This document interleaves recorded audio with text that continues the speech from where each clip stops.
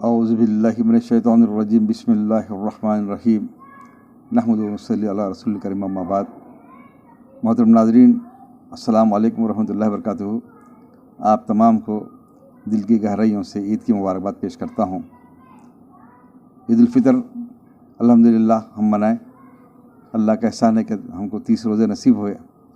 اللہ نے ہم سب کو جو روزے رکھنے کی توفیق عطا فرمائی، عبادتوں کا کرنے کا موقع عطا فراہم کیا، ہم کو صحت مند رکھا، ہم اللہ سے رجوع ہوئے، اس کے لیے ہم سب کو اللہ کے شکر گزار ہونا چاہیے۔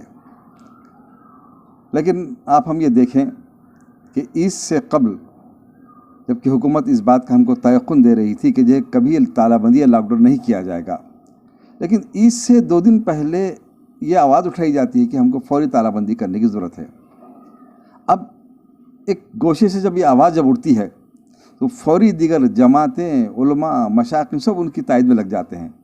آنن فانن میں پھر حکومت ایک میٹنگ طلب کرتی ہے اور فوری آپ پر امتناعات کر دیتی ہے کہ آپ نماز عید الفطر عیدگاہوں میں مساجد میں ادا نہیں کریں گے، جبکہ حکومت کے احکامات اس بات پر موجود ہیں کہ آپ شادی میں 40 آدمی شریک ہو سکتے ہیں، لیکن مسجد میں صرف 4 آدمی جمع رہیں۔ ایک عید کا موقع جہاں پر اس شہر میں مسلمانوں کی کثیر آبادی رہتی ہے، جس آبادی کی ووٹوں کی بنیاد پر یہاں کے MLAs اور MP منتخب ہوتے ہیں، اور وہی لوگ ان کا حق سلب کرتے ہوئے کہتے ہیں کہ آپ صرف 4 آدمی مسجد میں نماز عید الفطر ادا کریں۔ تو آخر ایسا کیوں ہو رہا ہے؟ تو اس کے پس پردہ جو محرکات غور و فکر کرنے پر ہم کو معلوم ہوگا وہ یہ ہے کہ کوئی یہ چاہتا تھا کہ کسی اپنی سیاسی آقاؤں کی خوشنودی کو وہ حاصل کرے۔ اس خوشنودی کو حاصل کرنے کے لیے یہ ڈرامہ رچایا گیا۔ اب اس کے بعد ان کے ہاں میں لانے کے لیے جو لوگ آگے آئے ہیں، تو ہم کو یوں محسوس ہوتا ہے کہ جس طرح اس ملک میں گودی میڈیا موجود ہے، اسی طریقے سے گودی سیاستداں بھی موجود ہیں، گودی علماء کرام بھی موجود ہیں، گودی جماعتیں بھی موجود ہیں، اور اس کے ساتھ ساتھ ہم کو ایک حقیقت کو یہ جان لینا چاہیے کہ اس شہر میں ہم نے جو دیکھا وہ یہ ہے کہ گودی مسجد کی انتظامی کمیٹیاں بھی ہیں، جو اس اعلان کے ساتھ ہی فوری سرگرم ہو گئے، اور 2 دن قبل عید کے 2 دن قبل انہوں نے مسجد کو خفل لگا دیا، تالا لگا دیا کہ یہاں پر کسی قسم کی کوئی نماز ادا نہیں کی جائے گی۔ تو یہ کس کے تانے بانے کس سے مل رہے ہیں، کون کس کی خوشنودی چاہ رہا ہے، اس کے پس پردہ کیا عوامل ہیں، کیا محرکات ہیں، ہم کو غور کرنے کی ضرورت ہے۔ پتہ یہ چلے گا کہ لوگ مجھے فجر کی نماز سے وقت فون کیے 2 دن پہلے کہ ہم فلانے علاقے میں موجود ہیں، یہاں پر ہم کو مسجد پہ خفل ڈال دیا گیا ہے، کہیں پہ نماز پڑھنے کے پھر نہیں ہوگی، اعلان بھی کیا جا رہا ہے۔ آخر یہ کیا بات ہے؟ تو پتہ یہ چلا کہ ہم یہ دیکھیں کہ ان انتظامی کمیٹیوں کے پس پردہ ان کے پیچھے ہوتی ہے سیاسی جماعت ہوتی ہے، ان کا ہاتھ ہوتا ہے پیچھے۔ اور انتظامی کمیٹیاں کیسی ہوتی ہیں؟ جو 30 40 سال سے اس مسجد پر قابض ہیں۔ تو پھر کون ان کا حساب کتاب لے گا؟ وہ اپنی کرسی کو بچانے کے لیے، اپنی اجارہ داری کو چلانے کے لیے، اپنی حکومت کو چلانے کے لیے ان سیاستدانوں کی پرہمی سے حاصل کیے ہوئے ہیں وہ، اور ان کی خوشنودی چاہتے ہیں۔ ان کو خوشنودی جو چاہتے ہیں، ظاہر ہے کہ پولیس سے چاہتے ہیں، ان کی خوشنودی جو چاہتے ہیں اسلام دشمن لوگ چاہتے ہیں، یعنی ایک تانا بانا جو مل رہا ہے اوپر تک جا کے مل رہا ہے۔ اس طریقے سے مسلمانوں کی، حیدرآباد کی مسلمانوں کی حمیت کو، ان کی غیرت کو، ان کی مذہبی آزادی کو سلب کرنے کی ایک مذموم گھناؤنی کھیل کھیلا گیا۔ آپ کہیں گے کیسا؟ کہ اس قسم کے جو گیم کھیلے گئے، ویبنار میٹنگ جو کی گئی، اس میں ہمارے شہر کے معزز مفتیان اکرام سے جو مشورہ لیا گیا، فتویٰ لیا گیا، اس کے بعد پھر یہ کہا گیا کہ آپ کی فتوی کی کوئی ضرورت نہیں، کوئی اہمیت نہیں ہے۔ اس کو پھر مفتیان اکرام پھر یہ کہتے ہیں کہ ہم اس مسئلے پر ایسا جواب نہیں دیے، ایسا دیے۔ بات بدلنے کی بات کیوں تھی آپ کو؟ تو میں آپ کو بتاؤں کہ یہ ایسے مفتیان اکرام ہیں جو ان کے تانے بانے کس سے ملتے ہیں، کس کے لیے کام کرتے ہیں؟ کیا یہ لوگ، یہ علماء کرام کبھی آگے بڑھ کر کبھی انہوں نے حکومت سے یہ سوال کیا، اپنی سیاسی قائدین سے یہ سوال کیا، اپنی وفاق کے لوگوں سے یہ سوال کیا کہ مسجد عمر فاروق شہید کر دی گئی، کبھی انہوں نے بنانے کے لیے کیا حکمت عملی اختیار کی، کیا قدم اٹھایا، کیا کیا کام کیے ہیں؟ آپ کو یہ کام کرنا چاہیے، ورنہ آپ کے وفاق سے الگ ہو جائیں گے، علیحدہ ہو جائیں گے۔ کبھی کسی عالم دین نے، کسی جماعت نے، مذہبی جماعت نے، کوئی مشائخ نے کبھی آواز نہیں اٹھائی۔ آپ سیکریٹری کے مساجد شہید ہو گئے، اس کے متعلق بھی آپ لوگ لب کشائی سے گریز کر رہے ہیں، بلکہ ان کے ہاں میں ہاں ملاتے یہ کہہ رہے ہیں کہ آپ کو گھروں میں نماز ادا کرنا چاہیے۔ تو یہ جو فتوی صادر کرتے ہیں آپ، اس وقت آپ کو فتوی کیوں نہیں یاد آتے؟ جب مسجد شہید کی گئی تھی، وعدہ کیا گیا تھا، وعدہ خلافی کی گئی تھی، جب کیوں آپ میدان عمل میں نہیں آتے، کیوں لب کشائی نہیں کرتے، جب کیوں زبان نہیں کھولتے؟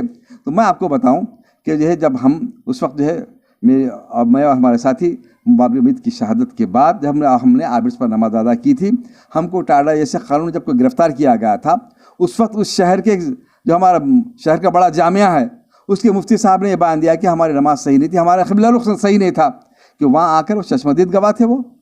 ارے ہم کو فتویٰ اگر پوچھتا ہے لکھ کے دیتا، اس کا جواب آپ جلدی نہیں دیتے. آپ کس کی ایما پر یہ اخبار میں بیان دیا؟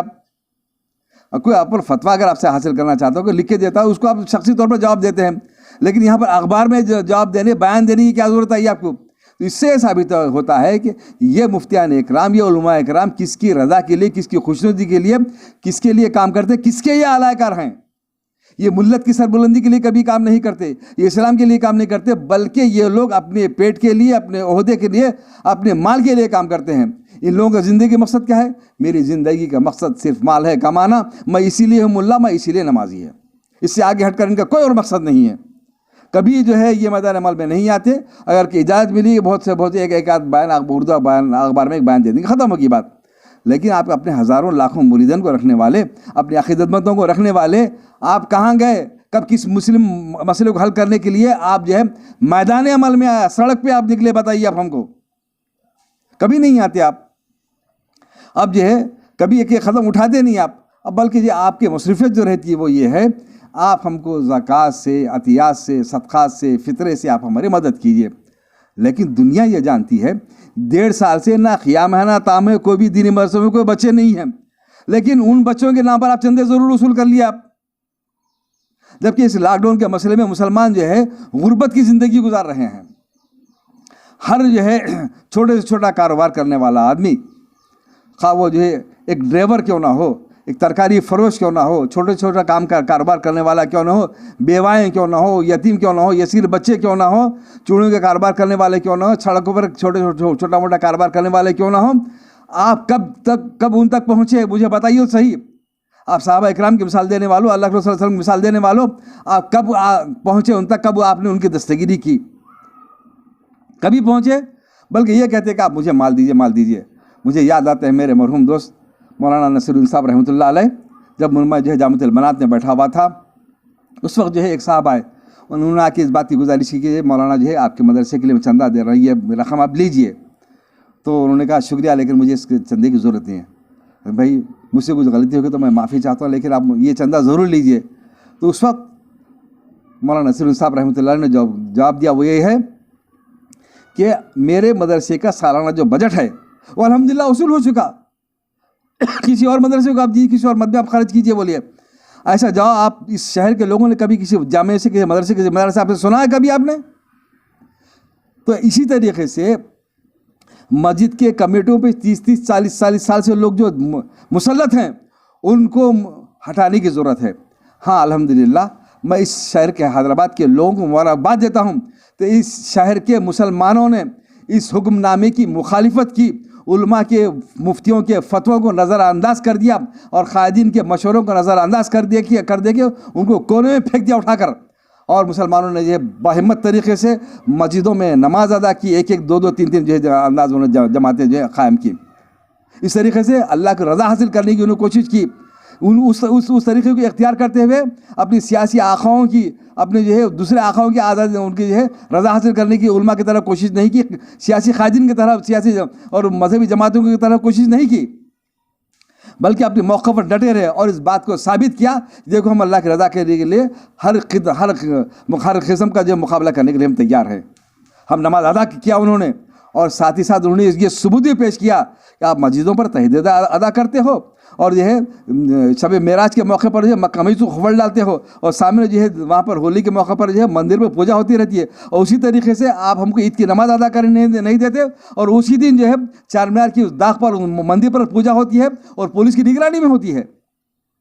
یہ سوال کس عالم دین نے اٹھایا؟ کیوں آپ جو ہے سم مکل امن فہم لا یرجون، کیوں جو ہے آپ باندھے بہرے اور گونگے بنے رہتے ہیں فی الوقت آپ؟ اس طریقے سے مسلمان اس فی الوقت جو ہے ایک خلا پیدا ہو چکا ہے. مسلمانوں سے یہ ہے علماء کی اہمیت ختم ہو کے رہ چکی ہے، سیاسی قائدین کی اہمیت ختم ہو کے رہ چکی ہے، مسلم جماعتوں کی اہمیت ختم ہو کے رہ چکی ہے. اس خلا کا شکار مسلمان ہو گئے ہیں. لیکن اس خلا کو پر کرنے کے لیے انشاءاللہ العزیز ایک نئی ایک جو ہے مذہبی قیادت کو آگے بڑھنے کی ضرورت ہے، کیا کہ ان سے جو چھٹکارا حاصل کرتے ہوئے ہم اپنے مسائل کو حل کر سکیں. ان اللہ یغیر ما بقوم حتی یغیر ما بانفسہم، خدا نے آج تک اس قوم کی حالت نہیں بدلی، نہ ہو جس کو خیال آپ اپنی حالت کے بدلنے کا. اس کے لیے ان حالت کو بدلنے کے لیے ہم کو سب کو ان کو سے چھٹکارا حاصل کرنے کی ضرورت ہے. ان گودی جو ہے سیاسی جماعتوں سے، ان گودی علماء اکرام سے، ان گودی جو ہے مذہبی جماعتوں سے، خاص طور پر ان گودی جو ہے مسجد کے انتظامی کمیٹیوں سے ہم کو آزادی حاصل کرنے کی ضرورت ہے. ایسے لوگوں کو جنہوں نے جو ہے مسلمانوں کی ہمت افزائی کی اور ان کو جو ہے نماز پڑھانے میں مدد کی، ان کا ساتھ ہم کو دینا چاہیے. جو ان کے ہاں میں ہاں ملاتے رہے، ان کو ٹھکرا کر جو ہے ایک نئی جو ہے وفاق کی ایک جو ہے نئی منزل کی طرف ہم کو جانے کی ضرورت ہے، تاکہ آنے والے حالت کا ہم مقابلہ کر سکیں. اللہ آپ کی ہماری مدد کرے. رب اغفر ورحم وانت خیر الراحمین.